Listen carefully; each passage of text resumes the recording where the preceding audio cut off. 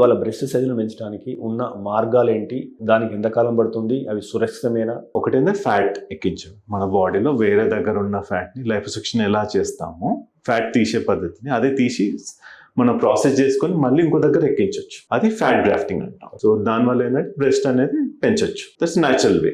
దానికి ఏంటంటే ఒక 1-2 సిట్టింగ్స్ ఎక్కువ పడుతుంది. ఒక సిట్టింగ్ లో కొంచెం వరకే ఫ్యాట్ మన బ్రెస్ట్ సైజ్ కి 60% అనేది యాడ్ చేయొచ్చు ఫ్యాట్, ఎందుకంటే సర్వే కావాలి కాబట్టి. సో ఒక 3 months తర్వాత ఎంత వరకు ఉంది, ఇంకా సైజ్ కావాలి అంటే మళ్ళీ ఇంకోసారి ఇంకో రౌండ్ లో ఫ్యాట్ యాడ్ చేస్తే పెంచుకోవచ్చు. యూజువల్ గా ఏంటంటే ఒక కప్ సైజ్ ఉంటే హాఫ్ కప్ సైజ్ పెంచవచ్చు మనం ఫ్యాట్ గ్రాఫ్టింగ్ ఒక సిట్టింగ్ లో. ఇంకోటి పద్ధతి ఏంటంటే ఇంప్లాంట్స్.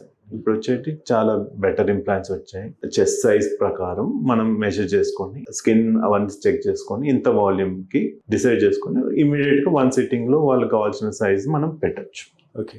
సిలికాన్ ఇంప్లాంట్స్ ఒకటి ఆప్షన్ అండ్ ఫ్యాట్ గ్రాఫ్టింగ్ ఒక ఆప్షన్ ఉంటుంది. ఇంకొక ఆప్షన్ ఎక్కడ అంటే క్యాన్సర్ ద్వారా అనేది ఉంటుంది. మైండ్ లో నాకు క్యాన్సర్ ఉంది అన్న ఫీలింగ్ రాకుండా అండ్ బాడీ పార్ట్ పోయినప్పుడు వాళ్ళ కాన్ఫిడెన్స్ తగ్గిపోతుంది. They will always be reminded of that trauma. So అదే రికన్స్ట్రక్షన్ చేసామనుకోండి, దే వుడ్ ఫీల్ బెటర్.